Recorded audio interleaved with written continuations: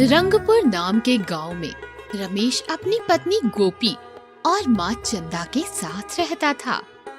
अरे गोपी, सूरज सर पर चढ़ाया है, मुझे खाना तो दे दे, काम पर जाने के लिए देर हो रही है। क्या हुआ बेटा, सुबह सुबह इतना शोर क्यों मचा रखा है? मुझे खेत जाने में देरी हो रही है और तेरी बहू ने अभी तक नाश्ता भी नहीं बनाया।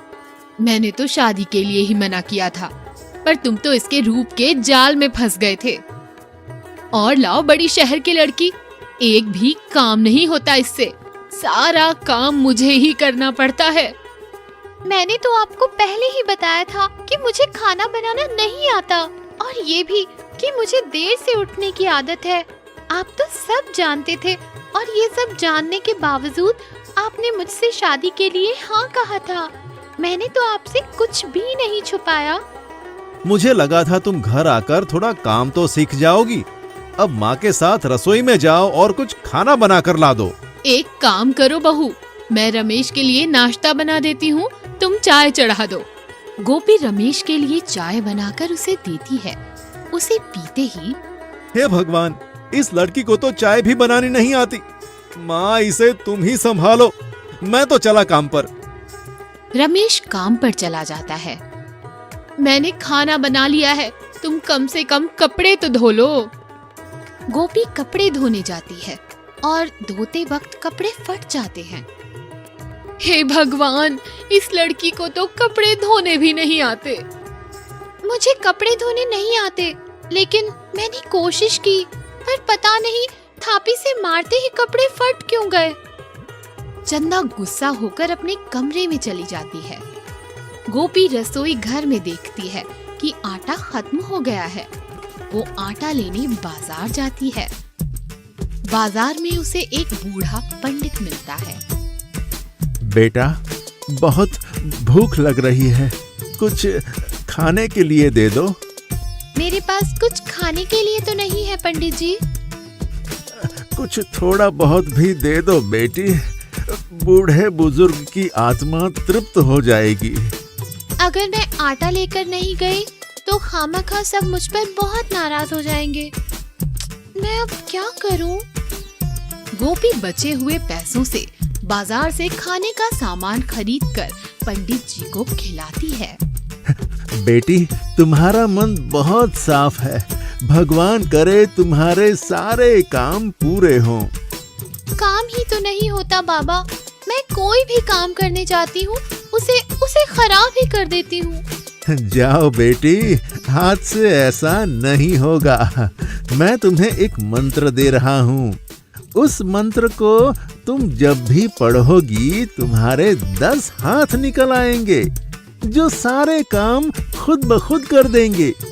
पर ध्यान देना, अगर ये जादू करते समय कोई तुम्हें देख ले तो जादू का असर हमेशा हमेशा के लिए खत्म हो जाएगा। ये सुनकर गोपी अपने घर चली जाती है। चंदा अपने कमरे में होती है। गोपी कमरे का दरवाजा बंद करके जादू के दिए हुए मंत्र को दोहराती है, जिससे उसके 10 हाथ निकल आते हैं।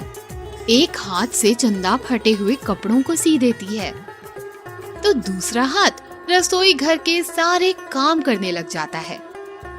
एक हाथ से वो घर में झाड़ू लगा लेती है। तभी वहाँ काम से थका हारा रमेश आता है। अरे वाह, आज घर तो बहुत चमक रहा है। तुम इस उम्र में भी कितना काम करती हो माँ। पर सफाई तो मैंने नहीं की बेटा, आज तो मेरे घुटनों में बहुत दर्द था। मैं तो दोपहर से ही कमरे से बाहर ही नहीं निकली। ये सब मैंने किया है, आप हाथ मुंह धोकर बैठ जाइए, मैं अभी खाना लगाती हूँ। माँ, आप भी आ जाइए, तीनों साथ में खाएंगे। पर अभी मैंने खाना बनाया ही कहाँ है, मेरे बिना हाथ हिलाए इस घर में तिनका भी नहीं हिलता। मैंने सारे काम कर दिए हैं, आप लोग बस बैठिए, मैं परोसती हूँ। गोपी रमेश और चंदा को अच्छे अच्छे पकवान परोसती है। मुझे माफ करना गोपी, मैं खामखा ही तुम पर ज्यादा गुस्सा हो गया। खाना बहुत ही लाजवाब बना है। तीनों खाना खा लेते हैं।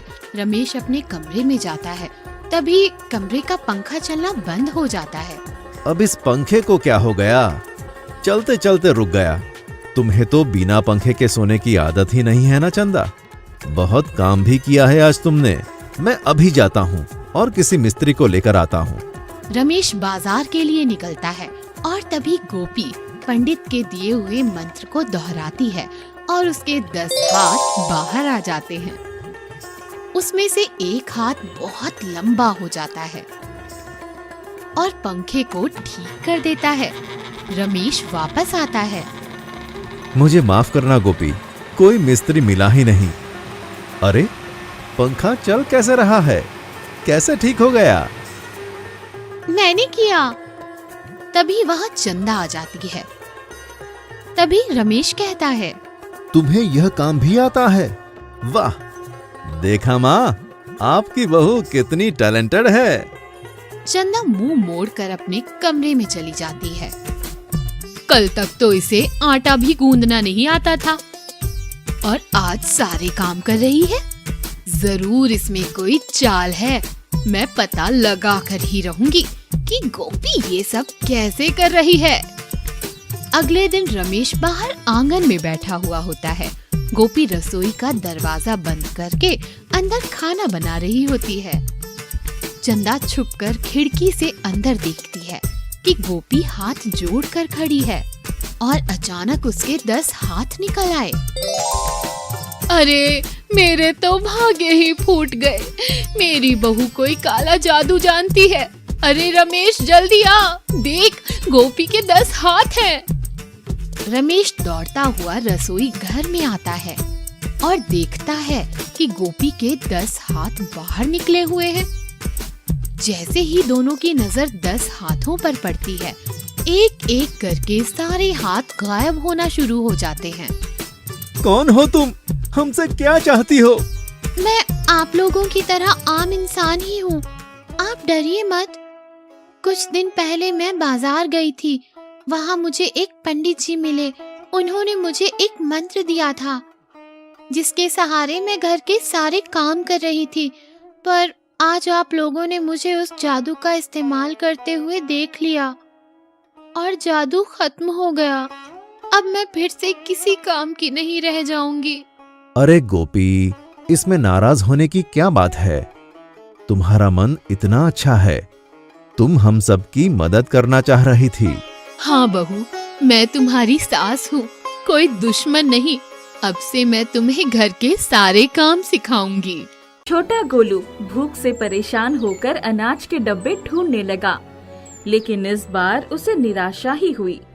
उसने कुछ देर से सोचा, विचारा और हर डब्बे को हटाकर देखने लगा। कुछ चावल, गेहूं, दाल के दाने आसपास गिरे हुए मिले। उसने उन्हें उठा लिया। एक बर्तन में उन्हें धोकर फिर पानी में मिलाकर नमक हल्दी डालकर चूल्हे पर रख दिया। अब तो कुछ लाल टमाटरों को ढूंढना पड़ेगा, वरना कुछ दानों से अपने पेट के चूहे नहीं मानेंगे। मन्नू चाचा के खेत में बड़े बड़े टमाटर रहते हैं। कुछ ही देर के बाद गोलू के हाथ में मन्नू चाचा के खेत के कुछ टमाटर आ गए थे। बहुत भूख लगी है, 2-4 टमाटर पेट में डाल दूं, तब आगे बढ़ूं। गोलू टमाटर खा रहा था। इतने में मन्नू चाचा ने आकर उसका हाथ पकड़ लिया। क्या रे गोलुआ, चोरी करने के लिए मेरा ही खेत मिला था? इतने सारे टमाटर तोड़ लिए। आज के बाद अगर मेरे खेत के आसपास नजर भी आया तो समझ कर रखना, मार मार कर तेरा सर गंजा कर दूंगा। चाचा बहुत भूख लगी थी, सो टमाटर खा लिया। मैं चोर नहीं हूँ। दूसरों की चीज बिना पूछे ले लेना चोरी नहीं तो क्या धर्म कर्म कहलाता है। तुझसे तो वो भिखारी अच्छे हैं जो चोरी नहीं करके भले मांग कर खाते हैं। बाकी के टमाटर रख दे और भाग कर जा यहाँ से। मैं तेरी गंदी सूरत देखना नहीं चाहता हूँ। गोलू अपमान का घूंट पीकर चुपचाप वहाँ से चल पड़ा। वो अपने आप को आज बहुत छोटा महसूस कर रहा था। पेट की भूख के लिए इतनी बेइज्जती होगी उसने सोचा भी नहीं था। वो रुआंसा हो गया था। क्या करूं? कहाँ जाऊं? कोई काम भी नहीं मिलता। बचपन से ही धुतकार और गालियां ही तो मिली है। कोई रिश्तेदार भी मेरी मदद करने नहीं आता। इस जिंदगी से अच्छा होता कि मैं भी माँ बाबूजी के साथ ही मर गया होता। इस जिल्लत की जिंदगी से तो मौत बहुत अच्छी है। गोलू घर पहुंचा और उसे चूल्हे पर जलने की बू आई। अरे बाप रे, जो था वो भी गया। कुछ दाने थे वो भी खाने के काम नहीं आए। बाप रे, सब के सब जल गए। उतार कर देखता हूँ कुछ तो बचा होगा। अरे हाँ, ऊपर के थोड़े दाने बच गए हैं। मेरी गलती से सब हुआ है। भूख का मारा गोलू बेचारा उन जले हुए दाने को खाने पर मजबूर हो गया। वह उस जले हुए खाने को मुंह बनाकर खाता चला। मुंह कड़वा हो गया, लेकिन पेट को थोड़ी राहत मिली है। जिंदगी में भी बड़ी कड़वाहट है, लेकिन उसका सामना तो करना ही पड़ता है। मैं इस कड़वाहट और संघर्ष का सामना करूंगा, लेकिन चोरी नहीं करूंगा, गलत कदम नहीं उठाऊंगा। देखना है जिंदगी कितनी इम्तिहान लेती है। आज उसे अपने माँ और बाबूजी की बहुत याद आ रही थी। कुछ देर बैठकर वो कुछ सोचता रहा। फिर पेट की भूख ने उसे बैठने नहीं दिया। वो अपनी झोपड़ी से बाहर निकला, जंगल की तरफ चल पड़ा। उसे कहाँ जाना था यह वो नहीं जानता था, फिर भी वो चलता चला गया। बहुत दूर चलते चलते उसे एक गुच्छेदार फलों का पेड़ दिखाई पड़ा। उसके कदम रुक गए। ऊपर वाले का शुक्र है, ये जंगल है, यहाँ के फलों का स्वाद चख ही सकता हूँ। ये कोई चोरी नहीं होगी। अरे, ये तो लीची का पेड़ है। बस फिर क्या था, गोलू ने लीची के गुच्छे तोड़ लिए। कुछ लीचियां थी और उन्हें वो ना गिनते हुए खाने लगा। रस्सेदार लीची का मजा आने लगा। बहुत मीठा स्वाद है। किसी ने सच ही कहा है, सब्र का फल ना मीठा होता है। शायद उसने भी बड़ी देर के बाद लीची जैसा फल खाया होगा। गोलू इतना कहते ही लीची के पेड़ से आवाज आई। मेरे दोस्त, हिम्मत और मेहनत का फल भी मीठा होता है। अरे वाह, तुम तो बोल सकते हो। मेरी समझ में ये नहीं आया कि किस क्षेत्र में मेहनत करूं, क्या करूं, क्या ना करूं। जहाँ चाहो वहीं मेहनत कर सकते हो।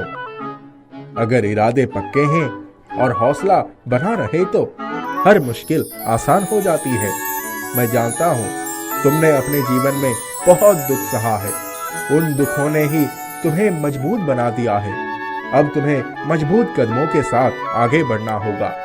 कोशिश करके देखो, सफलता अवश्य मिलेगी। आसपास नजर दौड़ाओ, रास्ता खुद ब खुद मिल जाएगा। गोलू का पेट भर गया था। उस पर लीची की बातों ने गहरा असर किया। उसने आसपास नजर दौड़ाई। ये जगह तो बहुत अच्छी है। बहुत ही प्यारा लीची का पेड़ भी है। पास में नदी भी बह रही है। सामने खाली जमीन भी है। साग सब्जी और अनाज की खेती हो सकती है। बस एक छोटी सी कुटिया बनानी पड़ेगी। जमीन को सही करके खेत बनाना होगा। अब घर चलता हूँ और सामान लेकर 1 या 2 दिन में यही बसेरा करता हूँ।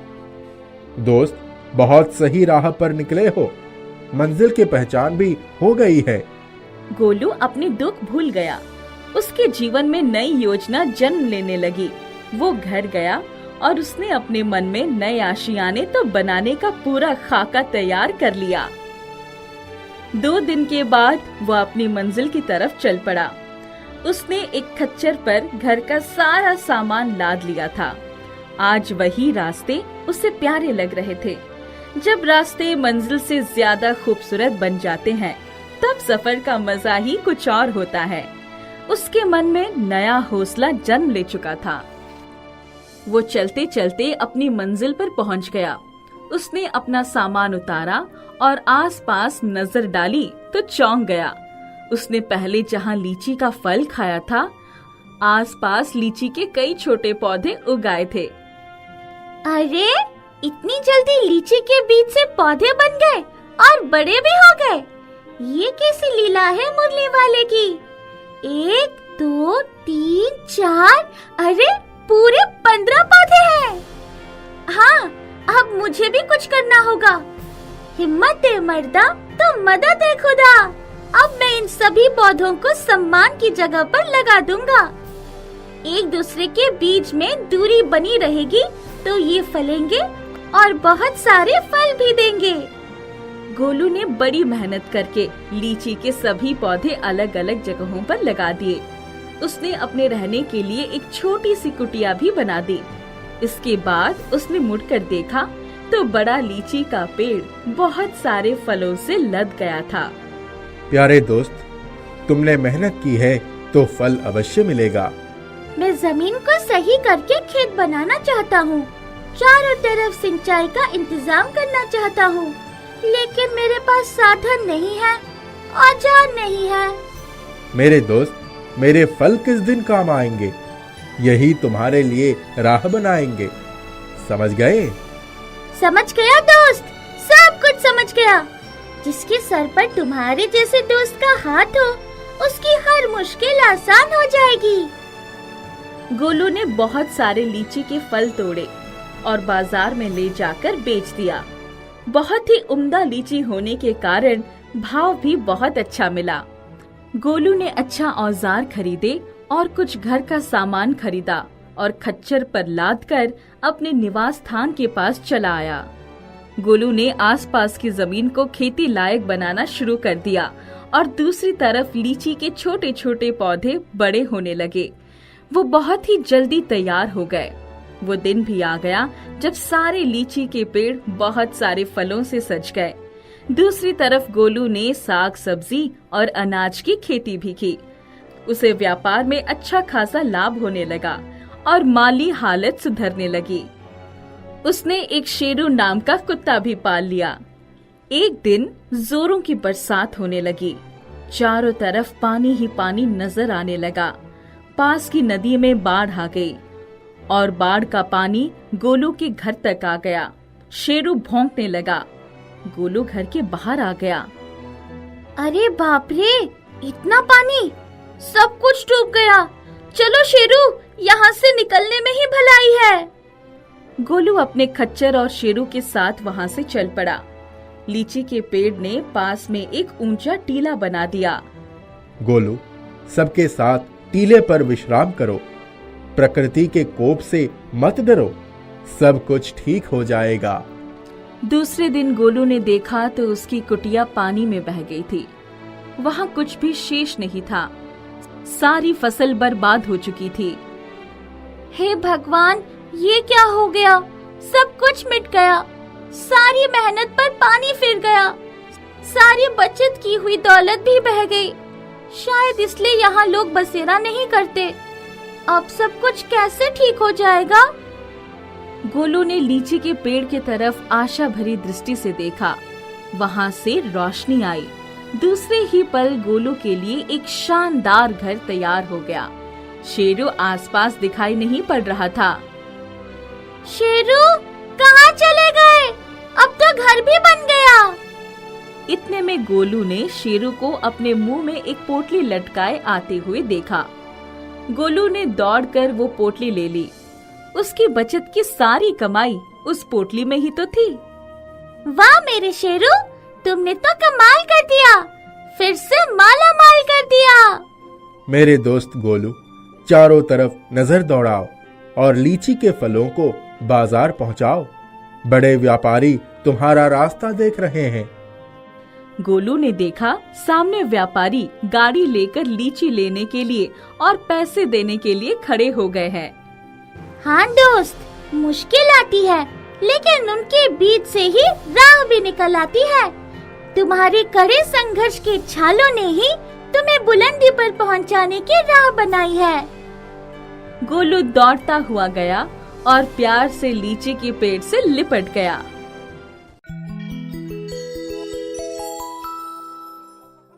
रामपुर नाम के एक गांव में श्याम नाम का एक प्रेस वाला रहता था। श्याम के घर एक पपीते का पेड़ था। जब उस पेड़ के पपीते पक जाते, श्याम उस पपीते को बाजार में जाके बेच आता था। श्याम का बेटा जब उस पेड़ के पपीते खाने की जिद करता तो श्याम उसे समझाता। बेटा, अगर हम सारे पपीते घर में खाएंगे तो बेचेंगे क्या? पपीते को छोड़ो और रोटी खा लो बेटा। एक सुरेश नाम का आदमी श्याम के पास ढेर सारे कपड़े लेकर आया। सुरेश पहलवानी करता था। गांव के सभी लोग उससे डरते थे और इसका कहना मानते थे क्योंकि वो शारीरिक रूप से बहुत ही तगड़ा था। सुरेश कपड़ों की गड्डी श्याम को देकर बोला, श्याम, इन कपड़ों को बढ़िया तरीके से धोना और अच्छे से इस्त्री करना। 100 से ज्यादा कपड़े हैं। श्याम इतने सारे कपड़े देखकर बहुत खुश हुआ क्योंकि इन कपड़ों से उसे 3-4 हजार रुपए की कमाई होने वाली थी। श्याम और उसकी बीवी और उसके बेटे ने खूब जमकर कपड़े धोए। ठंड में कपड़े धोते धोते श्याम के बेटे को सर्दी, जुकाम और बुखार हो गया। मैं ये कपड़े सुरेश को देकर आता हूँ, उससे पेमेंट ले लेंगे और फिर दवाई लेने चलेंगे। श्याम जब सुरेश के पास पेमेंट लेने पहुंचा तो सुरेश के तो तेवर ही बदल गए। जी, मेरे पास 5000 का पेमेंट आने वाला है।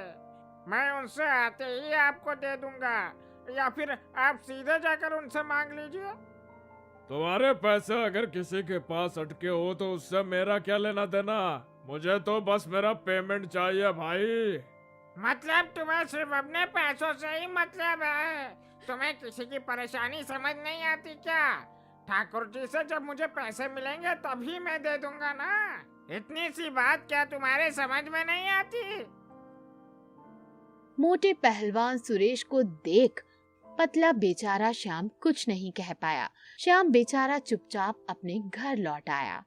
पिताजी, आपको पैसे नहीं मिले तो क्या मेरा इलाज नहीं हो पाएगा? बेटा, ईश्वर सबकी मदद करता है। मैं तुम्हें गर्म पानी में नींबू निचोड़कर पिला दूंगा, उससे भी तुम्हारा बुखार उतर जाएगा। राजू ने अपने बेटे के लिए पपीता तोड़ा। उसने जब पपीता काटा तो उसे अपनी आंखों पर विश्वास नहीं हुआ। पपीते के बीज सोने के थे। श्याम ने पेड़ से और पपीते तोड़े और उन सभी को काट कर देखा तो हर पपीते के बीज सोने के निकले। अरे राजू की माँ, अरे बेटा राजू, जल्दी यहाँ आओ। अरे देखो, हमारे पपीते में सोना निकला है। पपीते से निकले सोने को बेचकर श्याम ने अपने घर को ठीक कर लिया। बाजार में कपड़ों की शानदार दुकान खोल ली। जब सुरेश को पता चला कि श्याम के घर के पपीते से सोने के बीज निकलते हैं तो वो गांव वालों से जाकर बोला, गाँव वालों सुनो, पपीते का पेड़ भले से ही श्याम के घर में है, लेकिन उसमें से निकला हुआ सोना सभी का है, क्योंकि वो गांव की जमीन पर है। तो उसमें से निकला हुआ सोना सब में बांटना चाहिए। अब बताओ, मैं सही हूँ या गलत? सुरेश ने गांव वालों को खूब भड़काया और गांव वाले उसकी बातों में आ गए। सब श्याम के घर जाकर पपीता मांगने लगे। ठीक है, अब से पेड़ पर जो भी पपीता उगेगा उसमें से एक एक पपीता सारे गांव वालों में बांट दिया जाएगा। गांव के लोग श्याम के व्यापार से बहुत खुश थे। उसकी पपीते की वजह से पूरे गांव में सुख समृद्धि आने लगी। लेकिन सुरेश का दिमाग फिर घूम गया। मैं गांव में सबसे ताकतवर इंसान हूँ। इस हिसाब से तो मुझे सबसे ज्यादा अमीर होना चाहिए। तो वो पेड़ श्याम के घर में क्या कर रहा है? उसे तो मेरे घर में होना चाहिए था। फिर वो एक दिन श्याम के घर पपीते का पेड़ उखाड़ने पहुंचा। उसने गांव वालों से कहा, ये पपीते का पेड़ भले से ही गांव की जमीन पर है, लेकिन ये पेड़ श्याम के घर में सुरक्षित नहीं है। श्याम इतना ताकतवर नहीं है कि वो इस पेड़ को सुरक्षित कर पाए। इस गांव में सबसे ताकतवर इंसान मैं ही हूँ। तो ये पेड़ मेरे घर में सुरक्षित रहेगा। मैं इसे अपने घर में लगा लूंगा। सुरेश ने जैसे ही पेड़ उखाड़ा, उस पेड़ के सारे पपीते जमीन पर गिरकर फूट गए और उन पपीतों से काला धुआं निकला जो पूरे गांव में फैल गया। काले धुएं ने श्याम के घर को छोड़कर बाकी सभी घरों को पहले जैसा गरीब बना दिया। देख सुरेश, अगर तूने इस पेड़ को उखाड़ा ना होता तो आज सारे गांव वाले अमीर होते। तेरी वजह से सारे गांव वाले फिर से गरीब हो गए।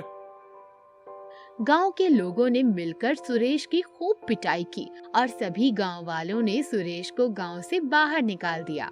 फिर श्याम ने गांव के लोगों की मदद से अपने आंगन में पपीते का पेड़ दोबारा लगाया। कुछ ही दिनों में उस पर सोना देने वाले पपीते फिर से लग गए।